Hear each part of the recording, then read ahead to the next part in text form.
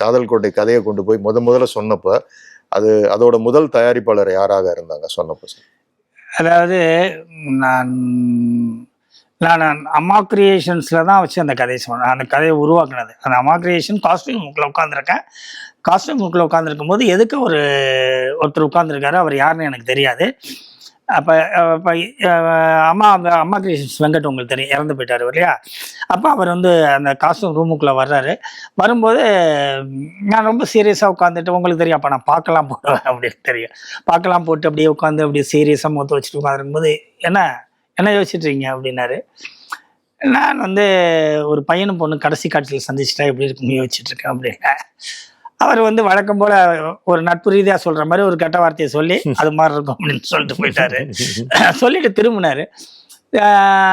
திரும்பும்போது எதுக்கோ கொஞ்சம் இவர் தான் மிஸ்டர் விஜய் அப்படின்னாரு. அதுதான் நம்ம விஜய். அங்கே தான் சந்தித்தோம். ஸோ இப்படி உருவாக்கின கதையை நான் அந்த கதையை பண்ணிட்டேன் அப்படின்னு நான் அம்மா கிரியேஷன்ஸை சொன்னேன். வெங்கட் தான் சொன்னேன். பாதி சொல்லிட்டு இருக்கும்போது நிறுத்துங்க அப்படின்னாரு. என்னென்ன இது கதையாது, நிறுத்துங்க போங்க அப்படின்ட்டாரு. ஸோ முடிஞ்சு போச்சு. அடுத்து ஒரு தயாரிப்பாளர்கிட்ட சொன்னேன். அவர் வேறு யாரும் இல்லை, அன்பழக பிரபாரன்னு சொன்னேன். கதையெல்லாம் கேட்டு நான் வேணா எங்கேயாவது டிவி சீரியலில் சான்ஸ் பண்ணி தரணுமா, நீங்கள் பண்ணுறீங்களா அப்படின்னு கேட்டார்.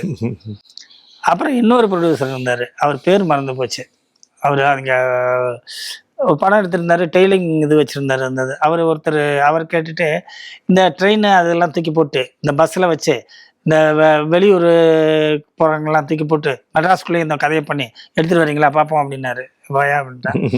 இதெல்லாம் உதாரணங்கள். குறைந்தபட்சம் என்னை ஏதாச்சும் வெளியே போயா கதையாது அப்படின்னு சொல்லாதவங்களே பாக்கி இல்லை.